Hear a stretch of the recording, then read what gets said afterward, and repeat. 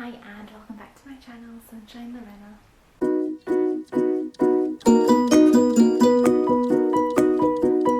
So today I am filming a little kind of mini book haul, I don't know what do you really class a mini as, maybe it's a book haul. It's a book haul of books that I've recently bought. I have 6 physical books here that I bought, and I also have some ebooks, I think 6 or 7, that I'll go through at the end. I'm going to do the physical ones first of all, and yeah, to show you what books I bought, which ones I think that I'm all excited to read, and a few general kind of premises.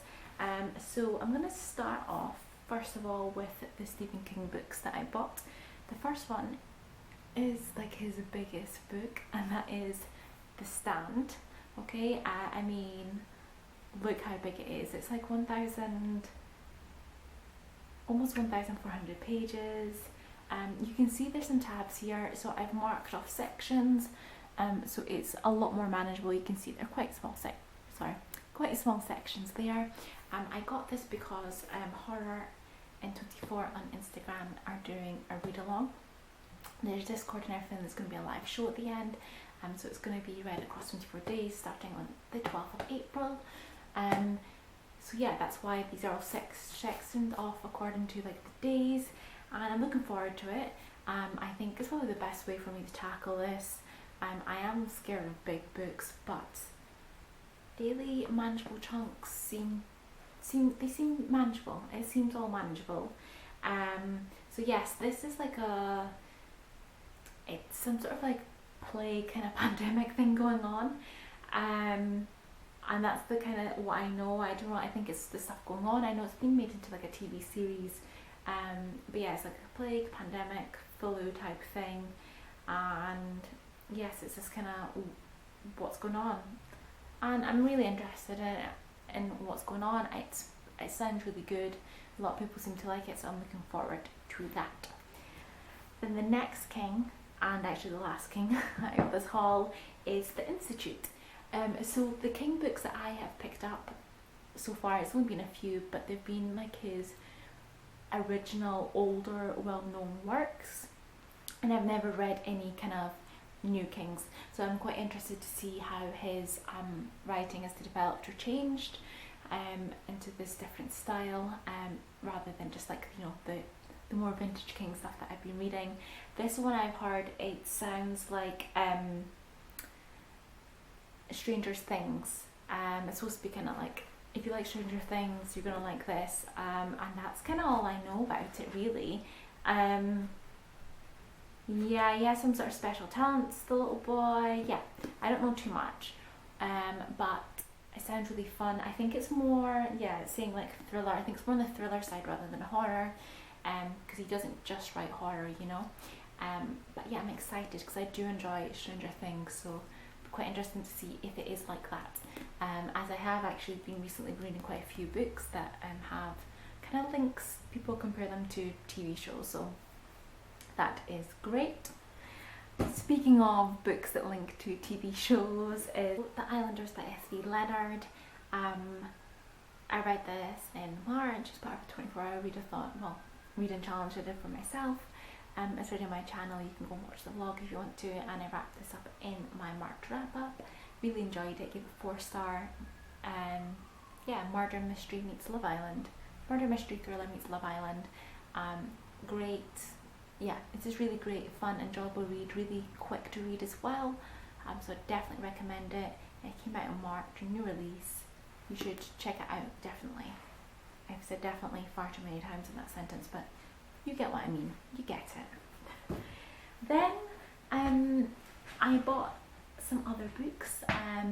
So I don't know, if you're not from the UK, in supermarkets you can also buy books. I know, really weird, but bookshops and things aren't essential at the moment, so they've been closed. They're not open yet. Those should be opening soon. But they have some pretty good deals that I'm still thinking about of other ones that I didn't pick up. But yeah, so the first one, it was like 2 for £9. So the first one I picked up was The Midnight Library by Matt Haig. I've seen this around. There's different people speaking about it, and yes, it sounds like a really fun premise. I want to see what it's about. It's not too long either. So I think it's going to be quite a quick read. Yeah, it's under 300 pages. On the premise it says, Nora's life has been going from bad to worse. Then at the stroke of midnight, on her last day on Earth, she finds herself transported to a library. There she's given a chance to undo her regrets and try out each of the other lives she might have lived. Which raises the ultimate question, with infinite choices, what's the best way to live? It sounds like a good premise, kind of seeing like the different lives you could have had. I think it's going to be an enjoyable read, and looking forward to picking it up. So as part of that, like 2 books for £9, I also picked up Such a Fun Read by Kylie Reid. So it's Such a Fun Age by Kylie Reid. Wow, I just really messed that up. 2020 release, so was The Midnight Library. A lot of people were reading this last summer, and yes, it's one that I really want to read. It was longlisted for the Booker Prize last year, actually, I didn't know that.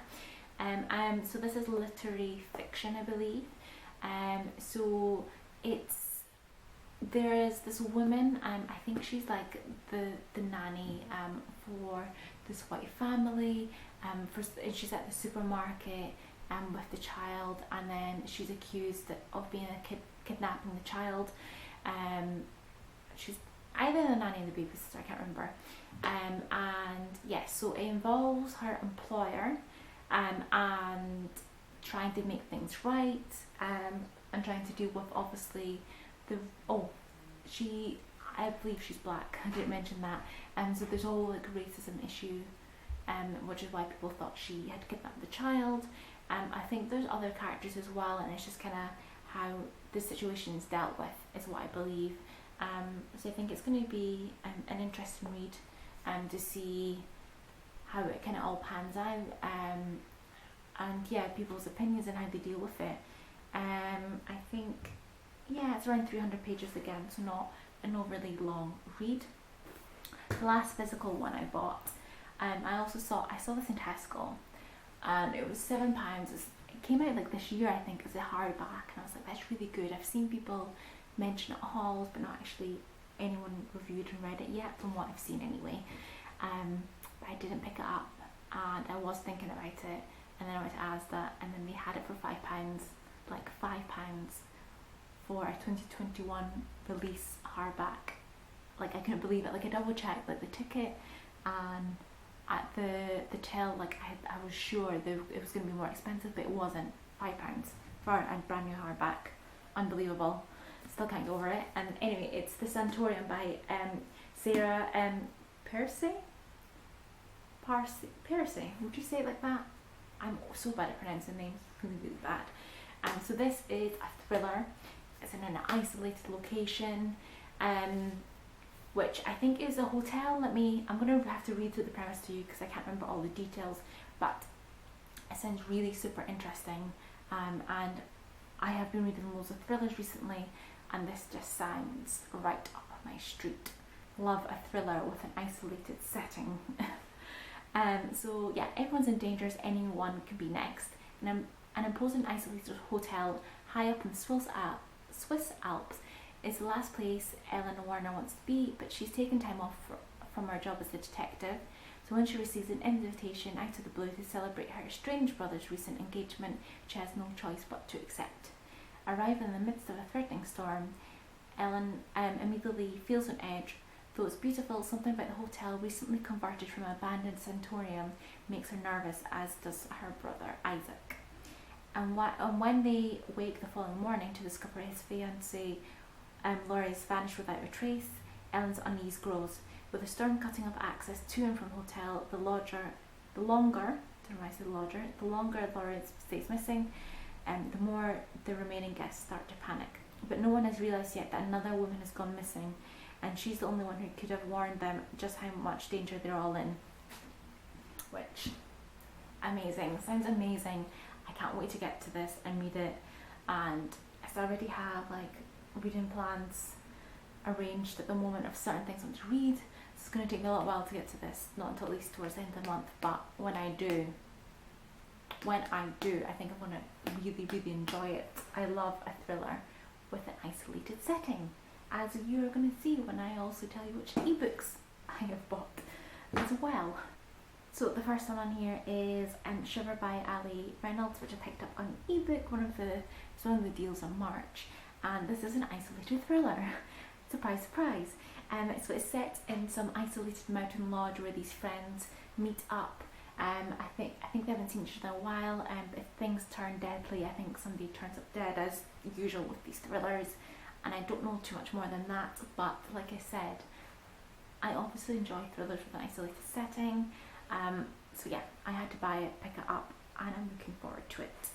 I then also got His Only Wife, which apparently is a Reese's Book Club pick. This came out last year, and this is written by, who's the author?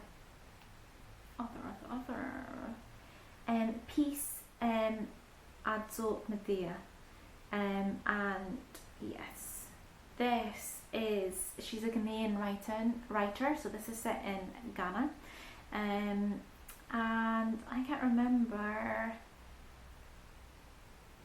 Yes, I think there's this woman, she ends up becoming this man's second wife, and it's like the story around that. I can't remember all the details, but it's literary fiction, and yes, I want to try and read more books written by authors from different countries and different parts of the world, to kind of just get to see other cultures as well. So yes, that's why one of the reasons, it's a good premise, I wanted to also pick up for that reason, because I really want to expand my reading and not just read like global north authors.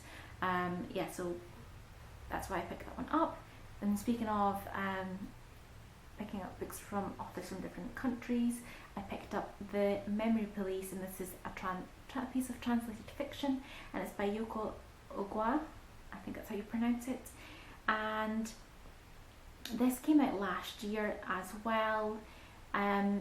So when I believe things disappear, and then it's kind of wiped from people's memories. I'm not too sure how it works, and there's like the memory police are supposed to stop people remembering things, but I think there's somebody who remembers the things that have disappeared, because once they disappear, like for some reason people forget, and that's kind of all I know about it. Yeah, sounds again interesting premise. It's a piece of translated fiction that I really want to pick up, and I have seen other people talk about it and mention it, and I think it's going to be really, really good. I then picked up Exit West, and that is by Mohsin Hamid, and I believe he's from Pakistan, if I remember, well, at least lives there. I don't know if he lives there at least, but yeah, it's a book again set somewhere else in the world, that I want to obviously read from different parts of the world. Also, I find that when it comes to books from Asia, it's always like Japanese ones that I find, or South Korea as the main two countries when I find fiction from Asia. So I definitely wanted to try and find fiction from other countries in Asia, and yeah, to get a better understanding of the world. You know, I want to travel through books. So this one is a story of love and hope. There's Nadia and Saeed, and yeah, they're falling in love and their city is falling apart. So yeah, I don't do much. I think it's just, there's obviously something going on and there's some sort of conflict, but they're falling in love and things around them aren't kind of working out. But yeah, no, it sounded interesting, and like I said, expanding. I want to expand what I read. And then the last ebook that I got is a thriller, surprise, surprise, and that is Playing Nice, and it's by J.P. Deanley, and this came out in 2020. Yeah, 2020. This one is, there's two families, and it turns out that their children were swapped at birth. So I think one day one of the families turn up at the door saying, look, this is what happened. So then they're trying to, they don't want to just switch the kids back, because like they've obviously been like raising them. I don't know how old the children is, but you know, it's been some years. So they come to some sort of arrangement to try and kind of, so that they can see the kids, and I'm not too sure, some sort of arrangement. However, with one of the families, I think one of the children, something start happening and they're starting to wonder if it's got to do with who really the biological parents are, with the behaviour of the child, and that's kind of all I know. It seems really interesting as it's slightly different from those isolated setting thrillers that I pick up. But yeah, that was really interesting, so I picked it up. And that is all of the books that I have hauled within actually the last month. I've hauled these all in March. Yeah, these were all hauled in March, so it's like a month worth of books. And yes, I definitely need to pick these up. Well, I will be. The Stand is definitely one. The Islanders are gone. So yeah, I'll get through these, no problem. And yeah, let me know if you have read any of these, what you thought of it, or if any of these are on your TBR, and what books you've bought recently. And that's it. That is it for this video. Thank you for watching. And yeah, comment, like, and subscribe. And I'll hopefully see you next one. Bye!